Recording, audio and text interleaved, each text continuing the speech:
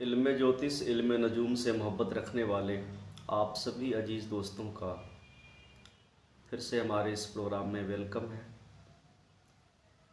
आज का जो टॉपिक है, जो कि आपने टाइटल में देख लिया होगा, आज हम उसी के बारे में चर्चा करेंगे। त्रिया चरित्र के बारे में जब हमने होश संभाली, थोड़े बड़े हुए, किताबों को पढ़ना शुरू किया, लोगों से मिलना शुरू किया, बातें सुननी शुरू की, तो तब ये शब्द हमें सुनने को मिला। इस शब्द के बारे में भी कई तरह के ख्याल थे। कुछ लोगों का ये कहना था कि त्रिया चरित्र को समझना बहुत ही मुश्किल है। कुछ लोगों ने इसकी गिनतियां बताई कि 420 चरित्र होते हैं त्रिया के। कुछ लोगों ने ये कहा कि 440 होते हैं। कुछ लोगों ने 420 को मल्टीप्लाई करके ये भी कहा कि 840 त्रिया चरित्र होते हैं। लेकिन ये चरित्र कौन से होते हैं, क्या क्या चरित्र होते हैं, ये कभी भी इसकी ना कहीं देखने को, ना सुनने को मिला, ना किसी किताब में पढ़ने को मिला। और जो कुछ किताबों में कहीं कहीं जिक्र भी किया गया था, वो सिर्फ बेहुदा बातें जो थी वो भरी हुई थी।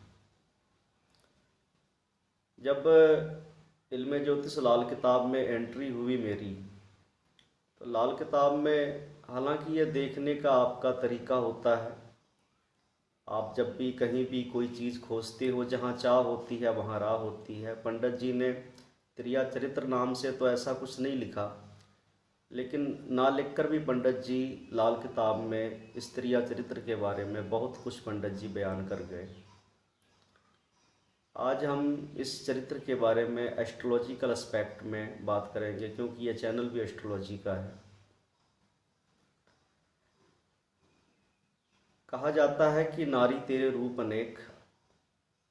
स्त्री जो है वो अनेक रूपों में हमारे आसपास मौजूद है हमारी लाइफ में। अगर इसे हम पर्सनली लाइफ में देखें भी, तो जैसे कि हम सुबह उठते हैं, उसका हमारे लिए भोजन बनाकर लाना, चाय बनाकर, कॉफ़ी बनाकर देना, ये जो, हालांकि इस बात को याद रखें, जब वो चाय नाश्ता बना रही होती है, ऐसा नहीं है कि उसे किसी ने चाय नाश्ता पहले से करवाया होता है या पहले से उसने भोजन किया होता है।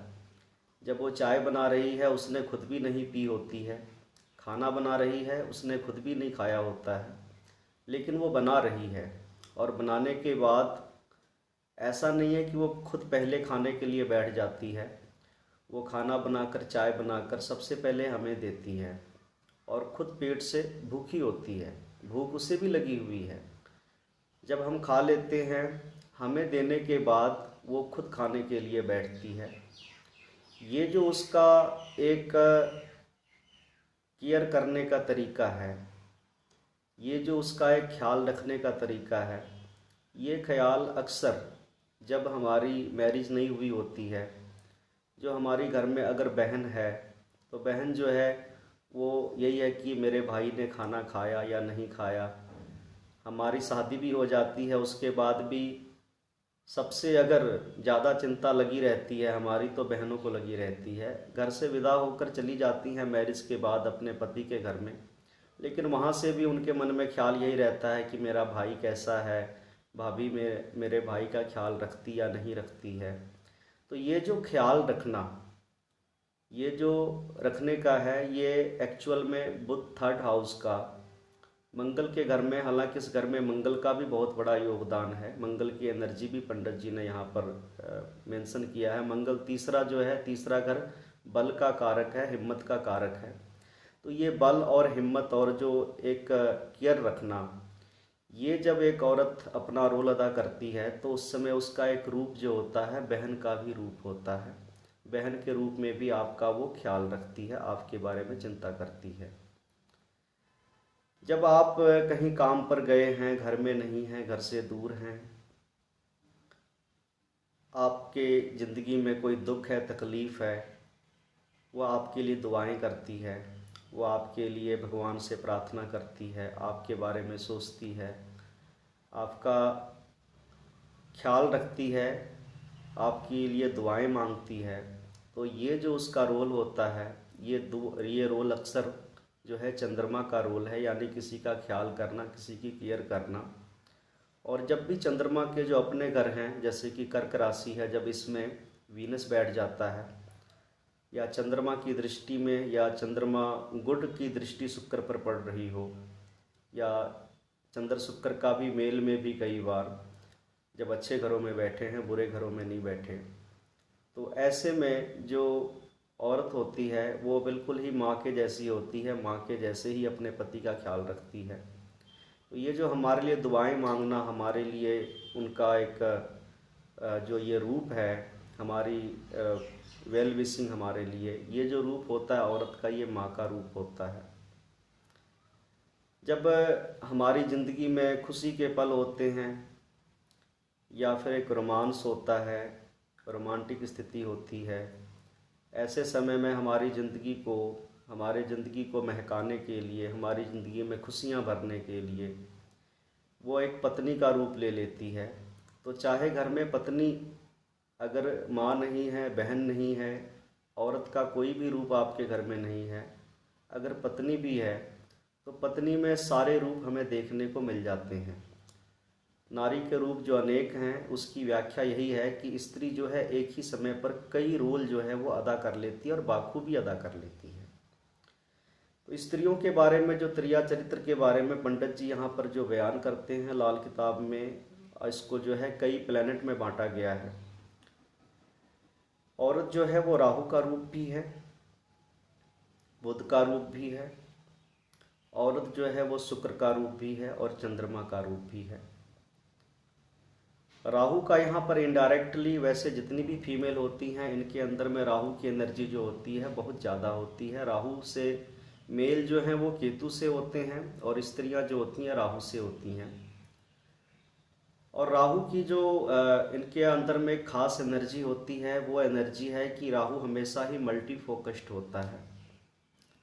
राहु जो है वो छोटी छोटी चीज़ों को भी पकड़ लेता है। जैसे कि अगर आप हाथी को देखेंगे, हाथी को इंसान जो है आधा दिखाई देता है, क्योंकि हाथी जो है कभी भी हमेशा मल्टी फोकस्ड होता है। लेकिन एक छोटी सी चीज़ चवन्नी होती है ना, पंडित जी कहते हैं कि चवन्नी जो है, आदमी खड़ा हुआ पूरा का पूरा हाथी को आधा दिखाई देता है, यानी कि जब वो ऊपर देखता है तो धड़ दिखता है, नीचे देखता है तो पैर दिखते हैं उसे।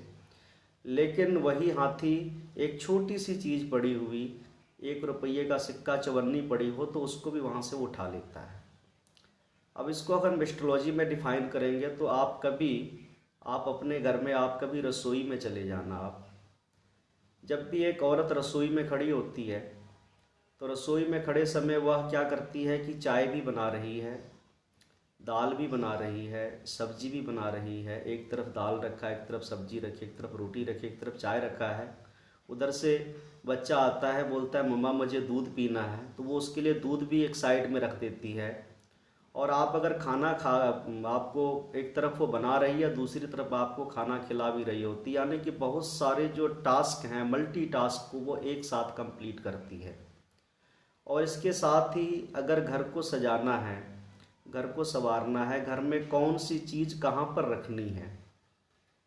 अक्सर मेरे साथ भी होता है कि बेड पर जो होते हैं, कहीं लैपटॉप पड़ा है, कहीं मोबाइल पड़ा है, कहीं बुक्स पड़ी हैं, कहीं चाय के कप पड़े हैं, कपड़े कहीं फेंके हुए हैं।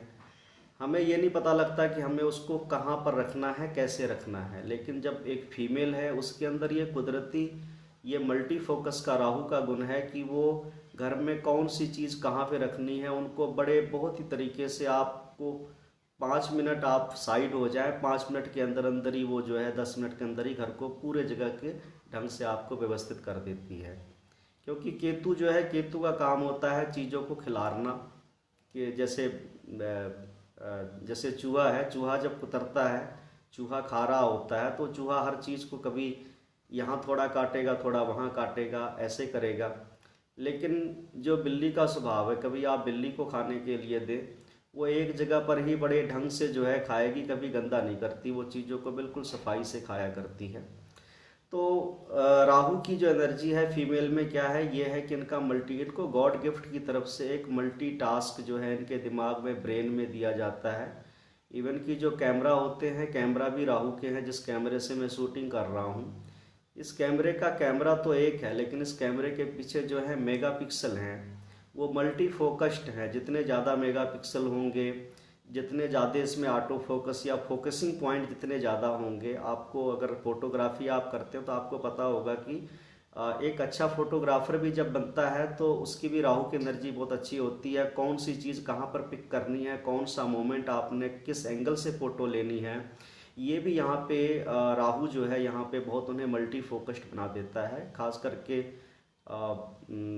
हालांकि एक वीडियो इससे पहले भी किसी और चैनल पे आई थी राहु के बारे में, तो वहाँ पे डिटेल में की थी, लेकिन यहाँ मैं एक दूसरे एस्पेक्ट में इसको कर रहा हूँ बात।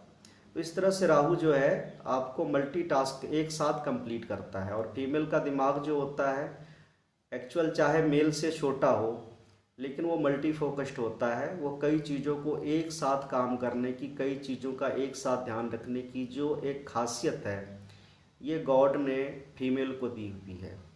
आप इसको नहीं तो कभी अगर आप इसको चेक करना चाहें, आप खुद आप कभी जो बड़े बड़े होटल हैं, रेस्टोरेंट हैं, वहाँ पर चेफ होते हैं। आपके घर में एक पत्नी है, आप किसी रेस्टोरेंट में जाएंगे, होटल में जाएंगे, तो वहाँ पर हर फूड का एक अलग अलग चेफ हुआ करता है। अगर कारीगर है, चेफ है, अगर वो एक रेसिपी बना रहा है तो वो उसी रेसिपी की तरफ लगा रहता है। वो दूसरी रेसिपी या मल्टी रेसिपी नहीं बना सकता, या बनाएगा तो कभी उसका ये खराब होगा, कभी वो खराब होगा, तो वो एक जगह पर ही एक ही आइटम पे खड़ा रहता है। लेकिन एक लेडीज जब रसोई में खड़ी होती है तो मल्टी रेसिपी, मल्टी चीज़ों को जो है वो टास्क को पूरा करती है। तो ये जो चीज़ है ये खासियत हो जाती है यहाँ पर। राहु की एनर्जी भी और फीमेल को दी है गॉड ने। उसके बाद जो फीमेल की दूसरी एनर्जी है वो बुध की एनर्जी। बुध क्या है कुंडली में? एक्चुअली बुध कुछ नहीं है, बुध एक्चुअली नकल करता है। बुध जो है वो बंधन भी है, गांठें लगाता है। बंधन क्या चीज़ का? रिश्तों का बंधन, जिंदगी का बंधन, कुदरत का बंधन। ये जो बंधन है, बिना स्त्री के कोई भी रिश्ता जो है वो आप बंधन में बनता नहीं है। जैसे कि जब पत्नी आती है, पत्नी के आने के साथ ही आपके घर में साली आती है, आपके घर में क्या कहते हैं, सास ससुर आ जाते हैं। और विवाह के जो संत जी हमारे एक हैं बाबा महेंद्र सिंह जी, उन्होंने एक बार वचन किया था कि नजूमी जी, विवाह का मतलब होता है कि 20 लोग और आपके साथ जुड़ गए। तो यहाँ पर जो ये रिश्तों का बंधन है, ये भी बुध का ही कहलाता है। और कुंडली में जितने भी ग्रह हैं, उन ग्रहों को बांधने का, फांसने का काम भी जो है वो बुध का है। तो बुध जो है, जब हमारी बेटी हमारे घर में पैदा हो गई, तो बेटी पैदा होने के साथ ही हमारे कई रिश्ते भी हमारे जो हैं वो बन जाते हैं, क्योंकि वो बड़ी होगी, दूसरे घर में जाएगी। तो रिश्तों को बढ़ाना, रिश्तों को आगे बड़ा करना, रिश्तों में बंधन लगाना, ये भी जो है बुध की कैटेगरी है। और बुध के बाद जो है इसका एक रूप है, वो है शुक्र का रूप है, जो पत्नी के रूप में हमारे होती है, जीवन साथी के रूप में होती है। और इसका जो एक लास्ट रूप है, क्योंकि कोई भी औरत है वो जब बुध है, लड़की है, लड़की के बाद वो शुक्र की नकल करती है। कोई भी आप छोटी सी छोटी लड़की है, बच्ची है, जैसे वो होश संभालती है तो उससे सजना संवरना अच्छा लगता है। लेकिन ध्यान यहाँ पे पॉइंट नोट करने वाला है कि वो शुक्र नहीं है। एक शादीशुदा लड़की नहीं भी है, लेकिन वो फिर भी अपने आप को आईने में देखती है, सजने संवरने की कोशिश करती है, शुक्र बनना चाहती है। और यहाँ पर आखिरी मुकाम जो होता है कि वो चंद्र का, माँ का। बेटी से वो पत्नी बनती है, पत्नी से वो माँ बनती है, और माँ बनने के बाद ही कहते हैं कि नारी जो है वो संपूर्ण हो जाती है, पूर्ण हो जाती है। जब तक माँ नहीं बनती तब तक औरत को पूरा नहीं हो पाता, यानी कि कहीं ना कहीं कुछ न कुछ अधूरा है, वो माँ नहीं बनी है अभी। अब यहाँ पर इसको अगर मैं एक रिलेशन में आपको इसको या लाल किताब के शब्दों में बताऊं, तो बुध को जो है, बुध से शुक्र बनाने वाला, ये यहाँ पर मंगल है। मंगल की मदद से जो है वो शुक्र बनती है। और शुक्र के बाद जब वहाँ पर जब शनि की हेल्प मिलती है, तो शनि क्या है कि परिवार बस्त जो हमारा शनि है, शनि ने भी सभी घर देखे कुंडली के, और अपने दोस्तों के घर भी थे। शनि का दोस्त जो है राहु केतु इसके अपने चेले हैं, बुध भी शनि का दोस्त है, लेकिन शनि ने खुद जो है शुक्र के घर में 7वें घर में ही अपना मुकाम बनाया है। एक्चुअल में जो शनि है, शनि हमारी गृहस्थी भी है। जब जिसका शनि खराब होता है उसकी गृहस्थी भी खराब होती है। एक्चुअल में जब शनि लग्न में हो, शनि 2 में हो, या शनि सूर्य की आपस में जब झगड़ा हो जाता है, दृष्टि में आ जाए, ऐसे में मैरिड लाइफ भी जो है वो बर्बाद हो जाती है। या सूर्य शुक्र बुध में भी जब इस तरह की बातें पहले वीडियो में कर चुके हैं। तो यहाँ पर ये नारी के अनेकों रूपों में से आकर लास्ट रूप जो है वो माँ का होता है। और माँ बनने पर इसको अगर आप नेचर में देखेंगे, कुदरत में, तो कुदरत में जैसे कि आप किसी प्लांट को देख लीजिए, उस प्लांट में आपको क्या होता है कि जब भी प्लांट जब मैच्योरिटी की एज में आते हैं तो उसमें सबसे पहले फूल लगते हैं। फूल जो होते हैं वो अभी खिला हुआ नहीं है, फूल की कली है। फूल की कली जो है वो बुध की है, क्योंकि फूल की कली अभी खिली नहीं है वो। और उसके बाद जब वो खिलती है, जब उसका परागकण होता है, उसके बाद वो खिलती है तो वो शुक्र बन जाती है। यहाँ पे परागकण जो है वो मंगल का है। और मंगल लेडीज में अगर स्त्रियों में करें तो मंगल जो है एक्चुअल में वो माहवारी का आयाम है। जब माहवारी की शुरुआत होती है तो लड़की वहाँ पे बुध ना रहकर वो शुक्र बन जाती है। तो जो परागकण होते हैं फूल में, फूल जो कली में, वो कली फिर जो है फूल बनता है। फूल के बाद आप देखेंगे कि जैसे जैसे फूल खिलता है, फूल की महक बढ़ती है, उस फूल के पीछे में एक फल जो है वो पैदा होता है। और जब फल बड़ा होने लगता है, जैसे जैसे फल बड़ा होता है, उस फल पैदा करने के बाद वो जो शुक्र का फूल है वो मुरझा जाता है, उसके पत्ते गिर जाते हैं।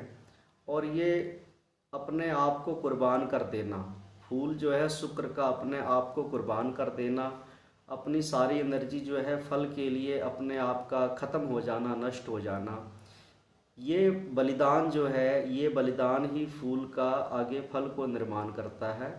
और ये बलिदान ही शुक्र का आगे से माँ बनना कहलाता है। सो इस तरह से बुध जो है वो एक बंधन भी है, रिश्तों में बंधन भी लगाता है, चीज़ों को बांधता है। जितने भी हमारे रिश्ते होते हैं वो महिलाओं से जुड़कर ही हमारे रिश्ते जो हैं वो एक पारिवारिक रिश्तों में बंध जाते हैं। तो यहाँ पर जो एक चरित्र है वो एक बंधन का चरित्र भी है, यानी कि चीज़ों को बांधना। और जो चीज़ें बंधन में होती हैं एक्चुअल वही सेफ होती हैं। हमारा जैसे घर है, घर में हम जब अपने आप को कहीं बाहर काम कर रहे हैं, हमें रेस्ट की ज़रूरत होती है, तो हम अपने घरों में आते हैं। घर का जो एक दायरा है, ये घर का दायरा भी एक बंधन है। इस बंधन में हम सुरक्षित हैं। हम रोड पर तो नहीं सो सकते, हम जंगल में नहीं सो सकते। तो ये जो बंधन है, घर का भी एक बंधन जो है, इसमें रिश्तों के बंधन तो बुध के है ही हैं, लेकिन जो घर का एक बंधन है, ये बंधन भी बुध का है। हमारे शरीर में जो हमारी सांस है, सांस का वैसे कारक बृहस्पति है, लेकिन यहाँ पर भी बुध जो है सभी ग्रहों को उसने गांठें लगा कर रखी हुई हैं। हमारे शरीर में जो सांस है, हमारे शरीर में बाकी जितने भी अंग हैं, जितनी भी चीज़ें हैं बाकी ग्रहों के, जैसे कि पैर केतु के हैं, हाथ राहु का है, आंखें जो है उसकी रोशनी जो है वो चंद्र की है, एक्चुअल सही है, वैसे शनि की है। या फिर हमारे दांत जो हैं वो मंगल के हैं। जीभ हमारी जो है वैसे एक्चुअल में है तो शनि की, लेकिन वैसे ये बुध ने अपना रूप ले लिया है, बुध अपना रूप लेके इसको अपना कहता है। तो ये जितनी चीज़ें हमारे शरीर के, जितनी भी एक्टिविटीज है, मेरी आंखें ब्लिंकिंग कर रही हैं, मेरे होठ हिल रहे हैं, मेरे हाथ हिल रहे हैं, पैर हिल रहे हैं, इन सबको जोड़ने वाला एक जो जाल है, जो एक नसों का जाल है, नर्व सिस्टम है, ये भी बुध का ही है। ये जो नसें होती हैं ये भी बुध की होती हैं। नर्वस सिस्टम टोटल शरीर का जो होता है ये बुध का होता है। अब उसके अलावा शरीर में कुछ ऐसी चीज़ें होती हैं जहाँ पे नर्व्स नहीं होती हैं, जैसे कि मैं बोल रहा हूँ और उसके बाद जो मेरी सांसें चल रही हैं, बोलने का जो तरीका है मांसपेशियों के मिलने से, वो कंट्रोल होने से शब्द जो हैं वो अलग अलग लैंग्वेज में निकलते हैं। लेकिन इसके अलावा जो हमारी सांस है, सांस में कोई नर्व नहीं है, लेकिन इस सांस जो है इसको शरीर में आना और शरीर से बाहर जाना, इसको जो कंट्रोल करना है, ये कंट्रोल करने का जो बंधन है, ये बंधन भी बुद्ध का ही है।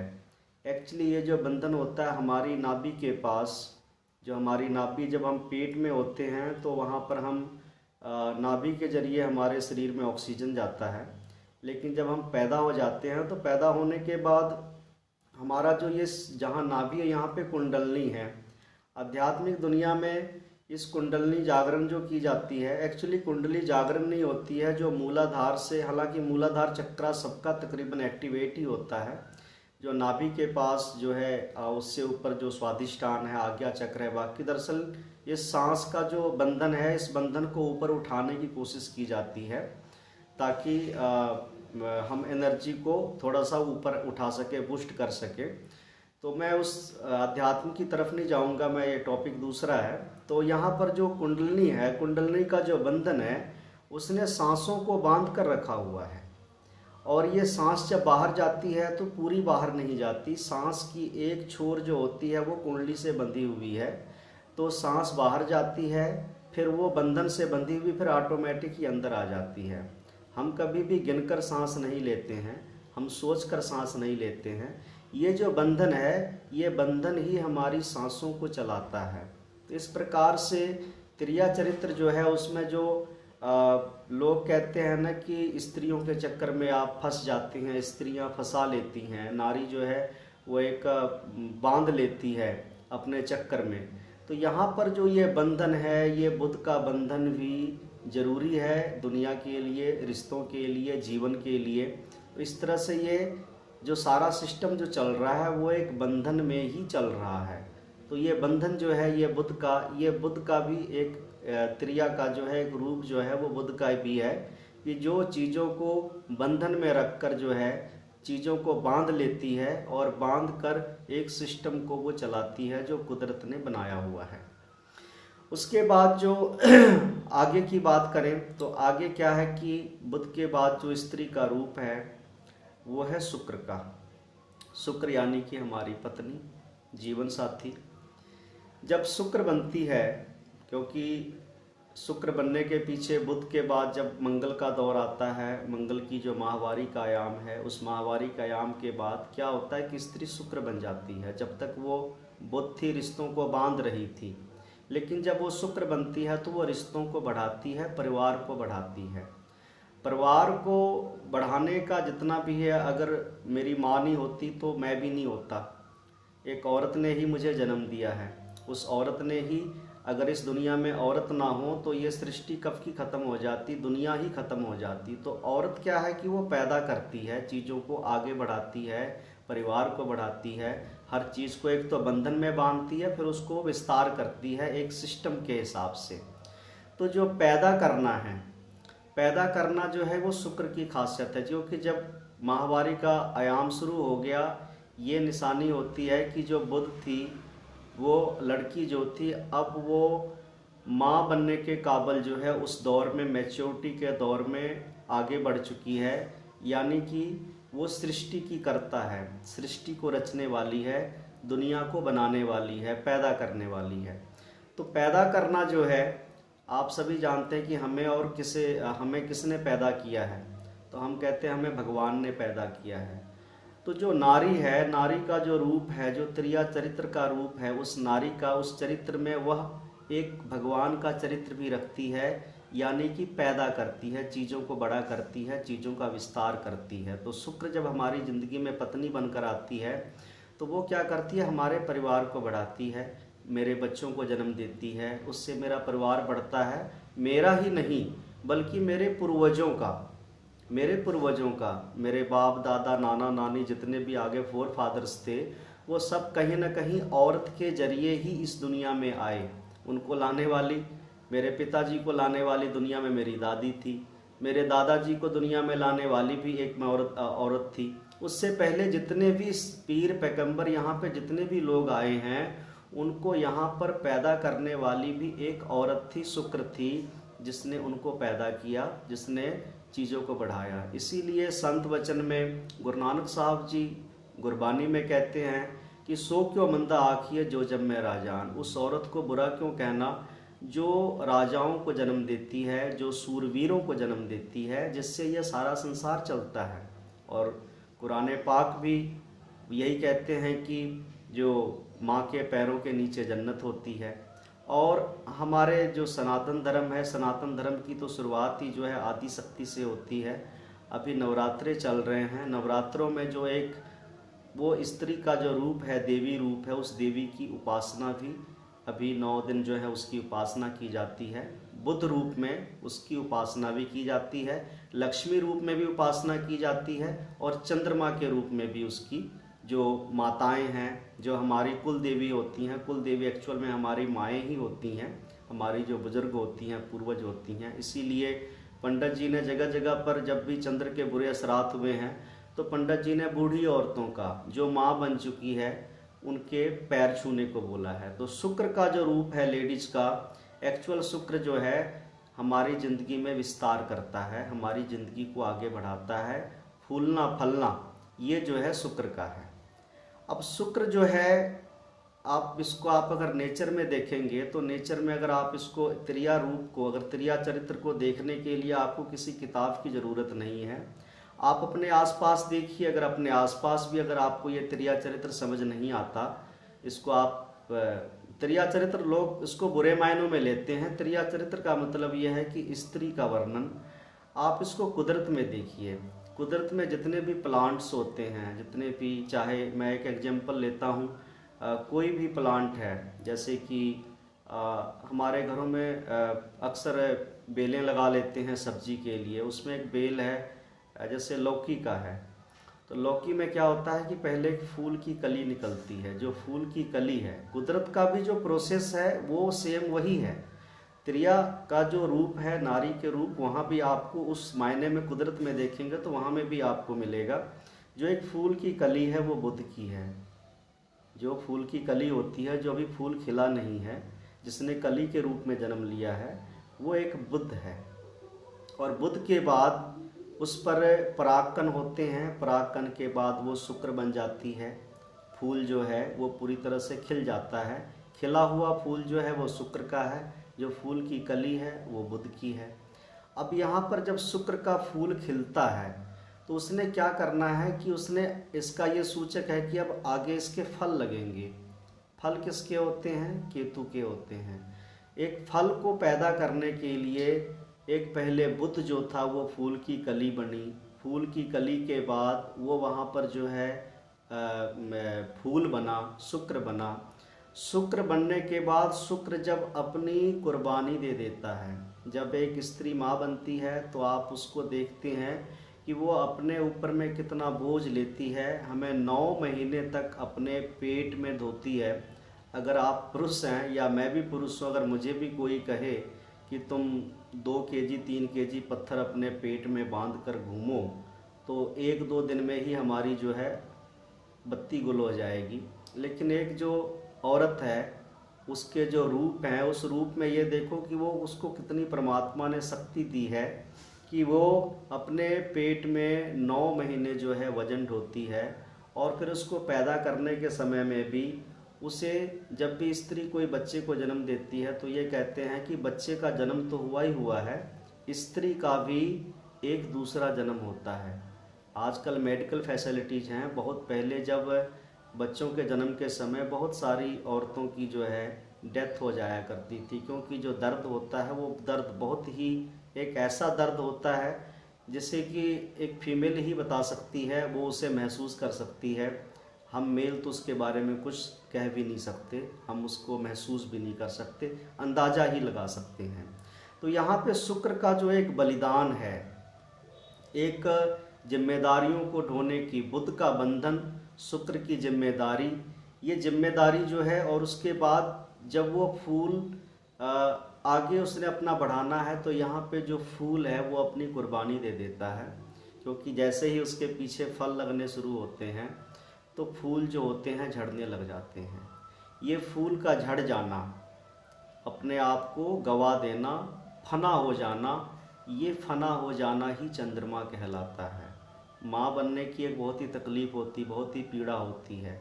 एक कुदरत में भी एक जो है कली बनती है, बुद्ध बनता है, बुद्ध के बाद फूल खिलता है शुक्र का। उसके बाद जब वो झड़ जाता है तो पीछे एक फल लगता है, जिसके लिए जिसकी हम एक्सपेक्ट करते हैं। तो यहाँ पर जो त्रिया का रूप है, एक तरह से बुध बनी, बुध से वो शुक्र बनी, शुक्र से वो चंद्रमा जब बनती है तो चंद्रमा बनने का एक औरत का सफ़र यह है कि वो अपने आप की हस्ती ही मिटा देती है। इस तरह से त्रिया चरित्र में जब एक बुध से शुक्र, शुक्र से जब चंद्रमा का रूप आता है, क्योंकि जब भी कोई लड़की माँ बनती है तो फिर वो लड़की नहीं रह जाती, क्योंकि अगर वो या तो माँ है, क्योंकि जब भी कोई भी स्त्री है जब वो माँ बनती है तो फिर वो लड़की नहीं रह जाती, यानी कि वो अपने बुद्ध को मिटा देती है। जो उसका वजूद था, एक असल वजूद जो है वो बुद्ध का वजूद है, जो वजूद से वो पैदा हुई थी। जब भी कोई पैदा हुई स्त्री पैदा होती है तो हमेशा वो बेटी होती है, लड़की होती है। और जब वो माँ बनती है शुक्र की जिम्मेदारी उठाने के बाद, तो फिर वहाँ पर वो जो बुद्ध होता है वो ख़त्म हो जाता है, वो फना हो जाता है। स्त्री का जो एक माँ के रूप में त्याग और बलिदान जो है, ये भी उसका ही एक रूप है। स्त्रियों के अनेकों रूपों को देखने के समय हम अलग अलग रूप में देखते हैं, जिसे मैंने एस्ट्रोलॉजिकल एस्पेक्ट में आपको जोड़कर अपने जो पर्सनल व्यू हैं रखने की कोशिश की है। जब वो राहु के रूप में हमें दिखती है तो हमारे मन में अक्सर ख्यालात यही आते हैं कि ब्लू आइज हिप्नोटाइज तेरी करती है मैनू, या फिर जो भी आकर्षण के रूप में, अट्रैक्शन के रूप में जब उसे हम देखते हैं, जो कि राहु का रूप है। उसके बाद वो फिर बुध के रूप में एक तरह से बंधन लगाती है, रिश्तों को बांधती है, जिसे हम कि ये जो है रिश्ता जो है प्यार का बंधन, एक ज़िंदगी का बंधन जो है, उसे बंधन के रूप में भी हम देखते हैं। क्योंकि मुझे पता है, मैंने कई रूपों में देखा है। ये आज से तकरीबन 8 साल पहले की बात है, जब मेरी मैरिज हुई तो मैं हफ्ते के बाद तकरीबन बाद मैं बाज़ार गया, सब्ज़ी लेने के लिए गया था। मैं किसी सब्ज़ी वाले के पास झोला लेकर खड़ा था, सब्जियां जो है उसमें मैं चुन चुन के ले रहा था। तो पास से एक अंकल गुजरे। अंकल ने मेरी तरफ देखा और मजाकिया अंदाज में कहा कि बेटा पड़ गया 84 के चक्कर में। यानी कि जो बंधन है वो बुद्ध के रूप में जो है रिश्तों को बांध देती है। बंधन जो है लड़की जो है आपको, परिवार को, रिश्तों को बढ़ाती है, रिश्तों को बांध देती है। फिर वही जब शुक्र का रूप आ जाता है, जिसके बगैर हम इस संसार की कल्पना नहीं कर सकते, जिसमें कि जिए तो जिए कैसे बिना आपके, या फिर तू ही मेरी ज़िंदगी है, उसके बिना जो है संसार जो है संसार नहीं है, दुनिया नहीं है। ये शुक्र की जो उसकी दोस्ती है, ये जो उसका शुक्र का सहारा है, ये भी उसी का एक रूप है। तो हम उसे अनेक अनेक रूपों में देखते हैं। देखने का अलग अलग फ़र्क होता है। एक स्त्री को एक जब पुरुष देखता है, कहीं भी किसी पराई स्त्री को देखता है, अगर उसे अट्रैक्शन के रूप में देखता है, तो उसका जो शरीर है स्त्री का, वो हमें जो है एक उसकी खूबसूरती दिखाई पड़ती है। अगर शरीरक अंगों में भी बात करें, जो कि स्त्रियों का शरीर ही ऐसा है, अगर स्त्री के ब्रेस्ट पर एक पुरुष की नज़र जाती है तो वहाँ पर उसका जो है काम की भूख उसकी जाग उठती है। लेकिन वहीं पर जब एक बच्चा अपनी जो उसकी तरफ देखता है तो उसकी पेट की भूख जाग उठती है। तो ये जो हमारी वासनाएं, हमारी भूख हैं, ये भी डिपेंड करती हैं कि हमारी देखने की हम किस दर्जे से उसे देखते हैं। बात सारी देखने की है। एक शायर हुए हैं अकबर इलाहाबादी, उन्होंने एक बहुत ही एक अच्छी नज़्म लिखी है। वो लिखते हैं कि बेपर्दा नज़र आई जो कल चंद बीबियाँ, बेपर्दा नज़र आई जो कल चंद बीबियाँ, अकबर जमी में कौमी गैरत से गड़ गया। अकबर जमी में कौमी गैरत से गड़ गया, पूछा जो मैंने आपका वो पर्दा क्या हुआ, पूछा जो मैंने आपका वो पर्दा क्या हुआ, कहने लगी अकल पे मर्दों के पड़ गया। तो हमारी अकल पे जिस तरह की जो जैसा पर्दा होता है उसी रूप में हम उसको देखते हैं, और हम इसीलिए कहते हैं कि त्रिया चरित्र को समझना बड़ा मुश्किल है। लेकिन अगर हम ध्यान से देखेंगे तो वो हमें अनेक रूपों में अपने आसपास दिखती है, परिवार में दिखती है, जिसका मैंने सबसे पहले वीडियो के शुरुआती दौर में ही एग्जाम्पल जो है आपको पत्नी का दिया था, लाइफ पार्टनर का दिया था, कि जो एक ही समय में 24 घंटे में अनेकों रोल जो है वो अदा करती है, अनेकों रूप अपने दिखाती है, और जिसे आप बाखूबी जो है महसूस भी कर सकते हैं। तो इस तरह से स्त्री के सभी रूपों में जो सबसे उसका सुंदर रूप है वो माँ का रूप है, और उसके बिना तो इस दुनिया की जो है सबसे सर्वोत्तम है, उसके बिना दुनिया की कल्पना भी नहीं की जा सकती है, जो दुनिया को पैदा करती है, राजाओं को, सूरवीरों को। इसलिए तुलसीदास जी ने कहा कि जननी जनेता भगत जन, कह दाता कह सूर, नहीं तो जननी बांझ रहे काहे गवावे नूर। और हर स्त्री की ये होती है कि वो जिस भी बच्चे को जन्म दे रही है, माँ बन रही है, उसका बच्चा जो है तरक्की करे, एक अच्छा नेक इंसान बने, एक समाज के लिए कुछ अच्छा करे और उसके घर परिवार का नाम रोशन करे। हालांकि स्त्री जो है अपना वजूद खो देती है, जब मैरिज के बाद पति के घर आती है उसका सरनेम भी पति का हो जाता है, उसकी जो तमाम चीज़ें जो पीछे मायका छूट जाता है वो सारा कुछ अपना जो है वो पति के तरफ का ही अपना लेती है, अपनी खुदी को वहीं पर वो मिटा देती है, और परिवार को बांध कर, रिश्तों को आगे बढ़ाकर, उस परिवार को बढ़ाने के बाद आगे बच्चों को भी वो अपना सरनेम नहीं देती, बल्कि अपने पति का, अपने ससुराल परिवार का जो सरनेम है वो बच्चों को देती है।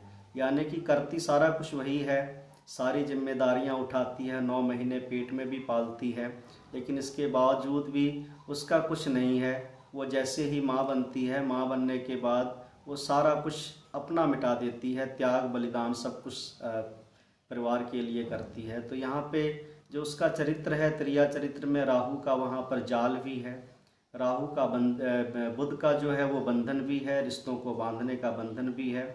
शुक्र का जो फैलाव है, इल्मे ज्योतिष लाल किताब में शुक्र की डेफिनेशन ये दी गई है कि अगर आपका शुक्र बढ़िया है तो आपके परिवार का फैलाव कैसा, आपकी फैमिली की बरकत कैसी, आपका परिवार कैसा, ये सारा शुक्र डिफाइन करता है।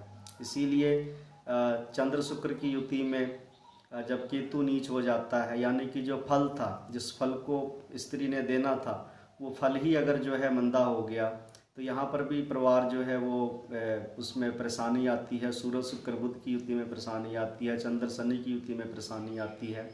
तो जहाँ जहाँ भी शुक्र और केतु का फल खराब है वहाँ पर हमारी दुनियादारी जो है वो पूरी तरह से बर्बाद हो जाता है। तो इस तरह से हम इसको देखा है। बाकी शास्त्र तो यही कहते हैं कि त्रिया चारित्रम पुरुष भाग्यम देवो न जानती कुतो मनुष्य, यानी कि देव भी नहीं जानते मनुष्य इसके बारे में क्या कह सकते हैं। लेकिन फिर भी मैंने इल्मे ज्योतिष, इल्मे नजूम लाल किताब की बदौलत इसको मैंने जो एस्ट्रोलॉजिकल पॉइंट थे वो मैंने आपके पास रखे हैं।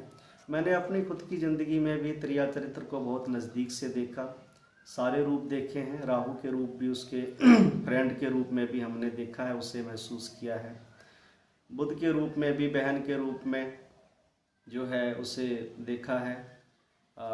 बड़ी बहन का मुझे गोद में लेकर खिलाना, यहाँ तक कि माँ के जैसे ही, बड़ी बहनें एक्चुअल जो है माँ का ही रूप होती हैं, वो माँ के जैसे ही हमें, उसने मुझे केयर की, मुझे संभाला। और उसके बाद बुध का रूप साली के रूप में भी देखा मैंने, अपनी बेटी के रूप में भी घर में आई, उसे भी देखा मैंने, पत्नी के रूप में, शुक्र के रूप में भी मैंने उसे देखा। तो सारे रूप मैंने अपनी ज़िंदगी में देखे, पर जो खास करके माँ का रूप होता है जो कि त्याग और बलिदान का, क्योंकि माँ तो जो है भगवान होती है और वो पैदा करती, इसीलिए उसको माँ का रूप दिया गया है। और वो परमात्मा जो है वो हमें पैदा करता है, सारी दुनिया को पैदा करने वाला है, लेकिन वो जरिए जो है यहाँ पर दुनिया में जब करता है तो वो स्त्री के जरिए ही करता है। तो स्त्रियाँ जो हैं एक तरह से भगवान का रूप भी हो जाती हैं। उस रूप से मेरा जो नाता था वो तकरीबन 4 साल की उम्र तक ही रहा। ज़िंदगी में आपको स्त्री हर रूप में मिलती है। वो आपको राहु के रूप में मिलेगी, यानी कि गर्लफ्रेंड के रूप में मिलेगी, आकर्षित करने के रूप में मिलेगी आपको। वो आपको बुद्ध के रूप में, एक बहन के रूप में भी है। अगर बहन नहीं भी है तो आपको वो कभी न कभी आपको अपने घर में बेटी के रूप में आ जाती है या साली के रूप में आ जाती है। और पत्नी के रूप में आप चाहे जितनी बार शादियां करेंगे उतनी बार वो शुक्र के रूप में आपको दिखती है। लेकिन माँ के रूप में एक बार ही मिलती है, बार बार जो है माँ नहीं मिलती। आपको दुनिया में सभी कुछ मिल जाएगा, स्त्री के सभी रूपों में सभी रूप आपको मिल जाएंगे, पर वो एक माँ के रूप में नहीं मिलती है। और मुझे इस चीज़ का एक आज मेरी उम्र 34 के आसपास हो गई है। आने वाले वक्त में चाहे इसका डबल भी हो जाए, यानी कि मैं 70 का भी हो जाऊं, जो एक अमूमन उम्र होती है।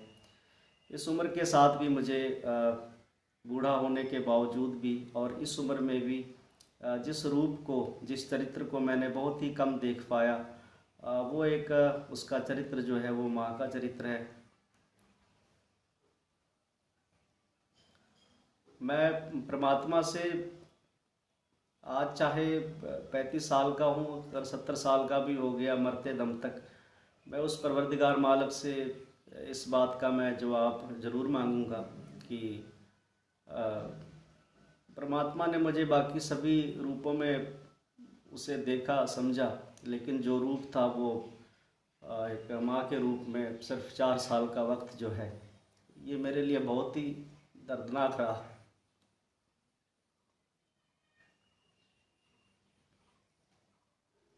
और मेरी उस परवरदिगार मालिक से कोई शिकवा नहीं रहा ज़िंदगी में, लेकिन और मैंने उससे कई इसके लिए जवाब भी मांगा, लेकिन उधर से कभी कोई जवाब परमात्मा की तरफ से नहीं आया इसके लिए।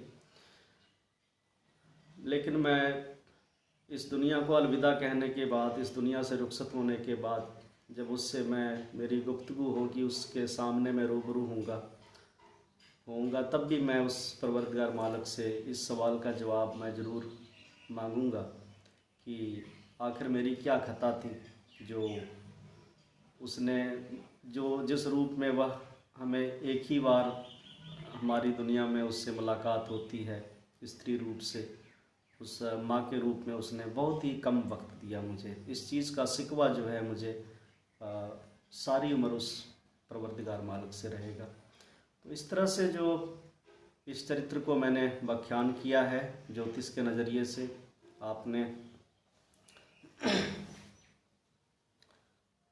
आपने इसको समझा, देखा, और आप जिस तरह से आप उसको देखेंगे, जिस तरह से आप उस पर रिएक्ट करेंगे, आपको वो उसी रूप में आपको वो देखने की मिलेगी। तो इतने से लफ्ज़ों के साथ मैं आपसे अलविदा लेता हूँ। नवरात्रे के दिन है, उस देवी की जो आराधना है बुद्ध के रूप में की जाती है, माँ के रूप में की जाती है। और एक पॉइंट मैं यहाँ पर आपके साथ लाल किताब ज्योतिष का शेयर करना चाहूँगा कि लाल किताब में पंडित जी ने जो एक बहुत बड़ा भेद है दुनिया का, कि इस दुनिया में पहले माँ आई या बेटी आई, यानी कि पहले बेटी आई या पहले माँ आई। तो लाल किताब में पंडित जी ने इसका क्लियर कट कर दिया कि पहले एक्चुअल माँ आई है, माँ भगवान है, क्योंकि जो भगवान है वो हमें सभी को पैदा करता है। अगर माँ नहीं होगी तो बेटी कैसे होगी। तो सबसे पहले जो है, इसीलिए जब भी कोई स्त्री की चरित्र की पहचान करने के समय अगर कुछ जो है आपके साथ अगर कंपेटिबिलिटी नहीं बैठती है, तो आप अक्सर ही कहते हैं कि तुम्हारी माँ ने तुम्हें ये नहीं सिखाया, तुम्हारी माँ ने तुम्हें वो नहीं सिखाया। और बुज़ुर्ग भी कहा करते थे, जब भी कोई अच्छी औरत से जब देखते थे उसका स्वभाव, उसका एक व्यवहार, तो अक्सर जब बुज़ुर्ग आशीर्वाद देते थे किसी औरत को या किसी भी लड़की को, तो ये कहते थे किसे चंगे थी दी जाई है, यानी कि किसी अच्छी बेटी की जो है, अच्छी माँ की बेटी है जिसने इसे जन्म दिया है, अच्छे संस्कार दिए हैं। तो यहाँ पर इसीलिए देवी की आराधना है, चाहे वो बुद्ध रूप में है, लेकिन हम उन्हें जो है माँ के रूप में ही मानकर उसकी आराधना करते हैं नवरात्रे में भी। और एक्चुअल में ये जो संसार में स्त्री का रूप है, माँ का रूप जो है वो सबसे सर्वोत्तम है, और उस चरित्र को हम कभी समझ नहीं सकते। बाकी चरित्रों में हम समझ सकते हैं क्योंकि वो चरित्र ही त्याग और बलिदान का है। उस चरित्र का जो मैंने आपको एक नेचर में आपको एग्जांपल दिया कि फूल की कली जो है बुद्ध है, फूल का फूलना, उसका महकना जो है वो शुक्र का है, और उसका जो एक फूल का अपना मिट जाना, फूल का झड़ने के बाद जो फल पैदा होता है, पीछे में फल लगते हैं, वो संसार को आगे बढ़ाने का, कुदरत ने भी इसको बढ़ाने का जो नियम है वो इसी प्रकार से रखा हुआ है। यानी कि एक बुद्ध जो है अपनी खुदी को मिटाकर, अपने उसको मिटाकर जब माँ बन जाती है, तो माँ बनना ही एक तरह का बलिदान है। वहाँ पर वो मिट जाती है, वो फिर बुद्ध नहीं रहती, वो चंद्रमा बन जाती है, और उस चंद्रमा के पीछे ही ये सारे संसार की उत्पत्ति है। तो जो संसार को पैदा करने वाला है वो भगवान है, वो जरिए एक औरत के करता है जिसे हम माँ कहते हैं। और जिस भगवान ने हमें पैदा किया है उसके बारे में हम क्या कह सकते हैं, उसके चरित्रों का हम व्याख्यान नहीं कर सकते हैं। तो त्रिया चरित्र को देखने के आपके अपने अनुभव अलग हो सकते हैं। अगर आपको वो गर्लफ्रेंड के रूप में मिली है, एक अच्छी गर्लफ्रेंड के रूप में मिली है, तो आपके लिए वो राहु सेवियर है, आपको वो एक तरह से आपकी ज़िंदगी उसने संवारी है। अगर उसने आपको धोखा दिया है तो यहाँ पर वह आपके लिए एक राहु बैड है, यानी कि धोखेबाज है। जो इसकी राहु की दो खसलत है, राहु बचाने वाला भी है, राहु धोखा भी देता है। बुध के रूप में यहाँ पर वो रिश्तों को बांधती है, लेकिन जब बुध मंदा हो जाता है तो रिश्तों को तोड़ भी देती है। रिश्ते, क्योंकि बुध का जो खालीपन है, अगर बुध खाली हो गया, जैसे सूरज शुक्र बुध में, सूरज शनि में, अक्सर राहु नीच होकर बुध जो है खाली का असर देता है, तो यहाँ पर रिश्ते जो हैं वो बिखर जाते हैं, रिश्ते यहाँ पर टूट जाते हैं अगर ये मंदे मायने में हो, बैड इफेक्ट में हो। तो इस तरह से बुध के रूप में उसे साधु संतों ने भी, बुध को जो है राहु के रूप में उससे साधु संतों ने माया जाल देखा, बुध के रूपों में बंधन देखा, इसीलिए वो अपने घर छोड़कर निकल गए कि हमें रिश्तों में नहीं बंधना है, हमें इस माया जाल में नहीं फंसना है। और जब एक साधु भी किसी गृहस्थी के दरवाजे पर आया है तो उन्होंने जो आवाज़ लगाते हैं, कभी भी साधु जो है घर में आता आवाज़ लगाता है तो वो यही कहता है कि माते भिक्षाम देही, कि हे माँ मुझे भिक्षा दो। तो माँ के रूप में साधु संतों ने भी स्त्री को स्वीकार किया, लेकिन माँ के रूप में स्वीकार किया, क्योंकि माँ का ही एक ऐसा रूप है स्त्री का जिसे हम कभी नकार नहीं सकते, और जो बहुत ही सर्वोत्तम है, जो त्याग और बलिदान है, जिसकी हम डेफिनेशन भी जो है हम नहीं दे सकते हैं। तो हमारे ये देखने के अलग अलग रूप हैं, त्रिया चरित्र के अलग अलग रूप हैं। आपके लिए वो किस प्रकार की है उसे आप बखूबी समझ सकते हैं। तो इतनी सी लफ्ज़ों के साथ आप सभी को अलविदा, और नवरात्रि की बहुत बहुत शुभकामनाएँ। और उस माता से जो आदि शक्ति है, दुनिया को पैदा करने वाली है, स्त्री को, उस देवी को, और उस परमपिता परमात्मा का रूप है। लोग उसे पुरुष रूप में मानते हैं, हालांकि उसका रूप क्या है ये तो परवरदिगार परमात्मा ही जानता है। मुझे लगा कि कहीं ना कहीं उस भगवान का रूप भी जो है वो माँ के रूप में ही होगा, स्त्री के रूप में ही होगा, क्योंकि लोग कहते हैं स्त्रियों को समझना कठिन है। तो अगर स्त्रियों को समझना कठिन है तो शायद भगवान भी स्त्री ही होगा, जिसे समझने में हमें बहुत टाइम लगता है, हम समझ नहीं पाते हैं, सारी उम्र उसे समझ उसके पीछे भागते हैं, लेकिन फिर भी उसका पता नहीं लगता कि वो क्या है वो। तो उस परमात्मा को, उस देवी को, उस आदि शक्ति को नमस्कार। और इन्हीं शब्दों के साथ जो नवरात्रों में उसे याद किया जाता है, या देवी सर्वभूतेषु मातृ रूपेण संस्था, नमस्तस्ये नमस्तस्ये नमस्तस्ये नमो नमः। धन्यवाद आप सभी का। फिर से नवरात्रि की बहुत बहुत शुभकामनाएं।